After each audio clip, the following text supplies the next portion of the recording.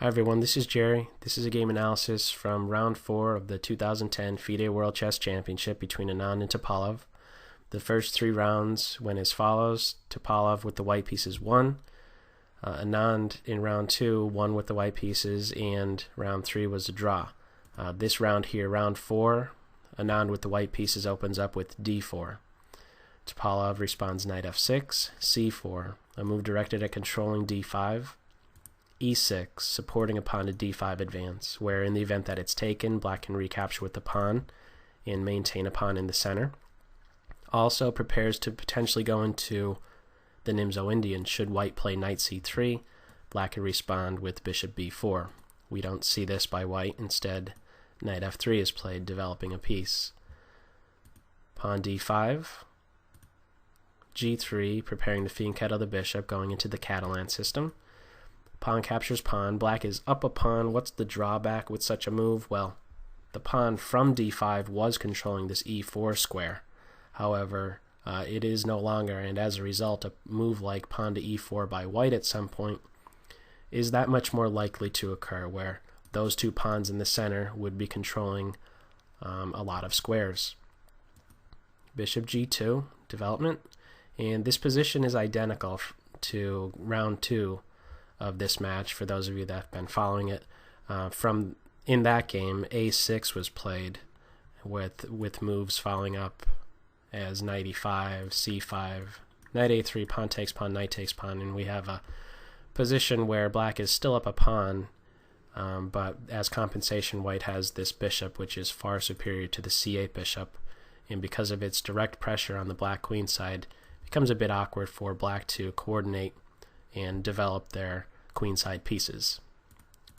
But things were slightly different here. Instead of this a6 move, we're seeing bishop b4 check. Bishop blocks, and now pawn to a5. Welcoming this sort of exchange. This is not something that white was giving much consideration to. A couple of reasons. This rook now has play along the a file, and this pawn is incredibly annoying to the b1 knight, taking away both c3 and a3. Instead, we just have queen c2, hitting c4. Bishop takes bishop, queen takes bishop. This struck me as a bit awkward. Why capture a piece like this with the piece that's already developed? The queen's already off the back rank, so why do this? Why not capture with the knight, bring a new piece into play? Well, this knight has a better future, and we'll see where it ends up in just a few moves. So after bishop takes bishop, queen takes bishop, pawn to c6, adding another supporter to this d5 square, and also supporting a pawn to b5 advance, where that pawn will be guarding c4, which is likely to be coming under attack soon. Pawn to a4, anticipating this move. Pawn to b5 still comes, and now knight to a3. So we're seeing the point of not wanting to capture on d2 with the knight. It will function very well from the a3 square, such that it's hitting b5, c4, and once this rook on a1 moves to c1, this rook will have direct view of this c4 pawn. The more common square is knight c3, hitting b5, but what to do once this pawn plays here at some point? This knight, unfortunately, will have to go to one of these 3 squares. Also, this knight would be in the way of this rook if the rook comes to c1. So this knight sort of puts pressure on both of these points and stays out of the rook's way once it comes to c1. This pawn is hit twice, so that's why we're seeing bishop here, adding another supporter to this b5 point. It's worth noting, why not make a more natural looking move, queen to b6, having the queen support this pawn, and instead develop the bishop here, where it would sort of counteract this g2 bishop.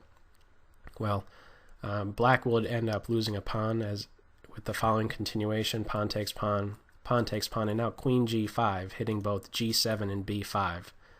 You might see castle, and then after queen takes pawn, queen takes queen, knight takes queen. We have an endgame where the material is now balanced, but there's still an initiative for white.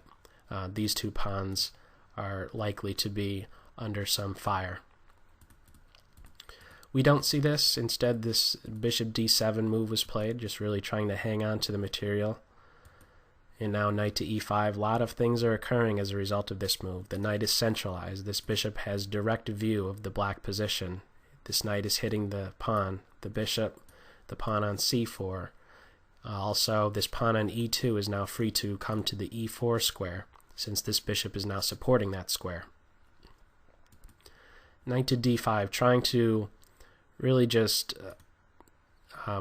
keep this bishop from really putting any pressure on these three squares. Black is kind of saying, well, if you can't get through to this point right here, you're not going to be able to get through to, my c6, b7, or a8 points.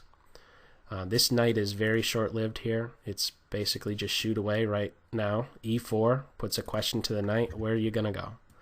Knight b4, a square where this knight can essentially hang out for quite some time.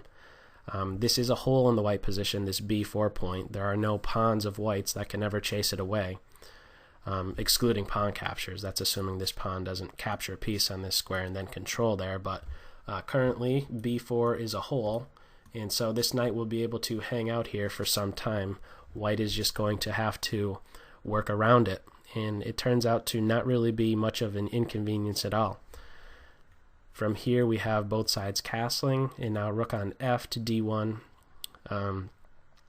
Just when you're making a rook move, try and consider where would you like both rooks to be.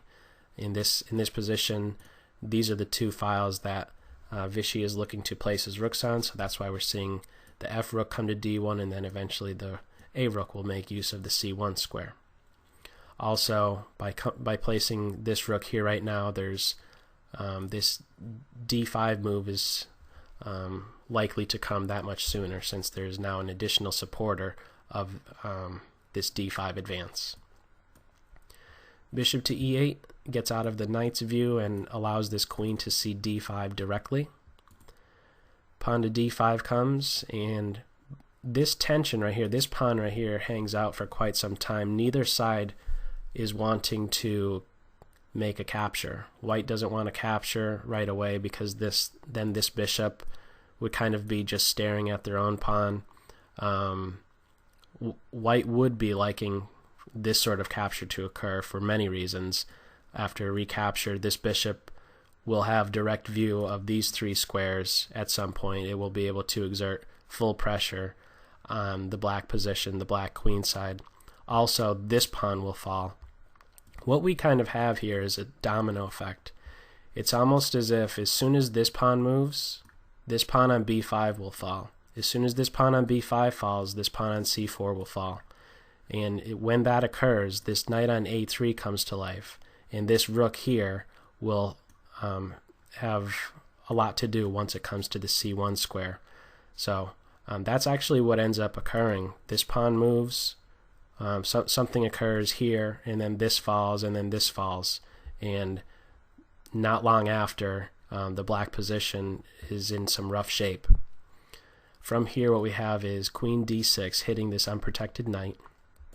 Knight g4 just gets out of the way, and also there's possibilities for maybe e5 and d6 obtaining a passed pawn, a connected passed pawn. Queen c5 gets out of that possibility. Knight to e3, just adding another supporter to this pawn. Again, white is wanting black to first capture on this square. Knight to a6, and only now does this capture occur. Notice that when this move does occur, it's waiting for this knight to first go to the side of the board. Maybe there was possibilities for take, and then maybe the knight could capture like this, although this pawn would fall. But notice how it's like as soon as this knight comes here, it's only now that this capture does occur on c6. That's what we have next. Pawn captures pawn.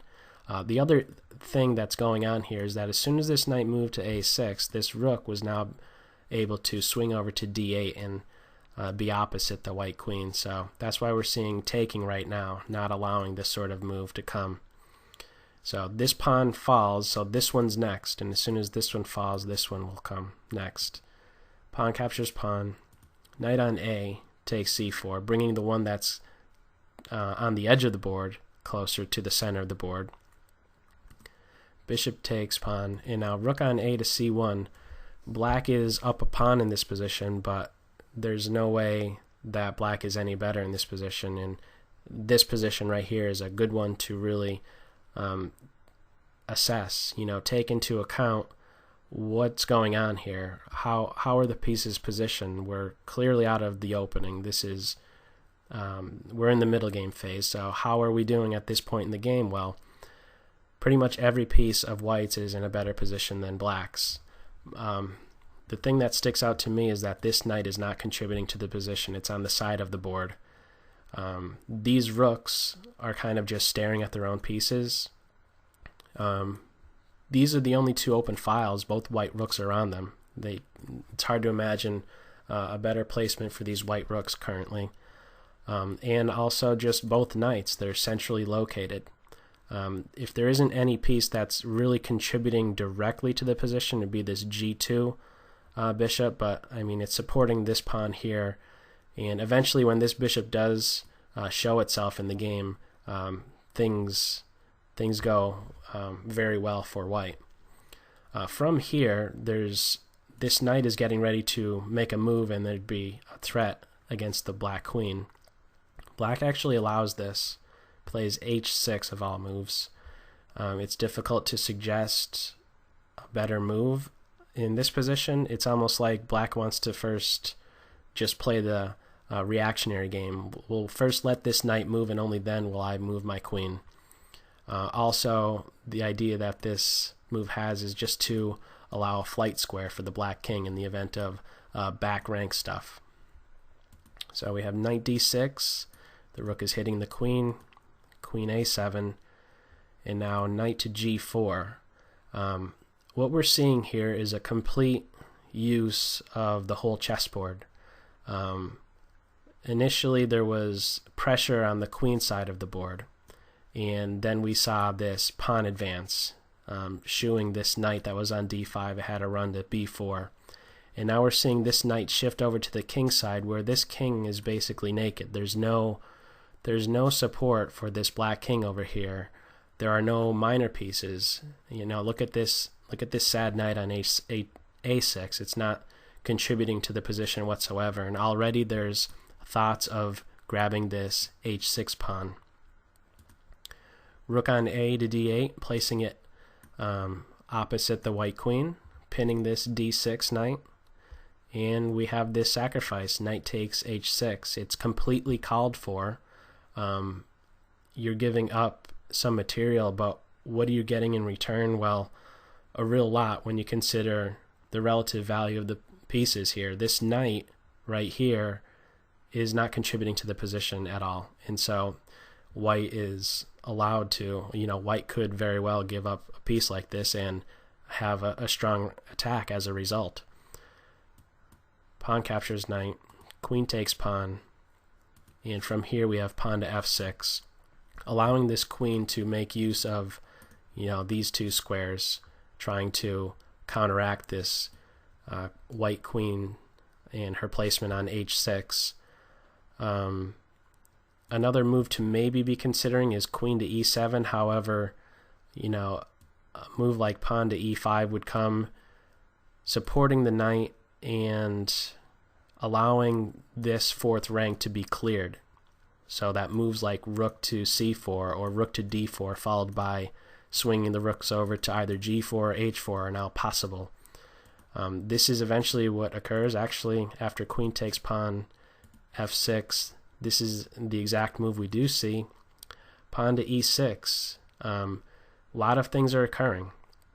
This bishop now has direct view in the position, and this fourth rank is now cleared for these rook up and over type of moves, trying to make use of placing a rook on either the g or h files. Also, this pawn could very well turn into an aggressive piece, trying to, if it's allowed to capture, it'd be controlling this square. What ends up occurring here is bishop takes bishop, and now we don't have the typical type of recapture. We have an in-between move, pawn captures pawn.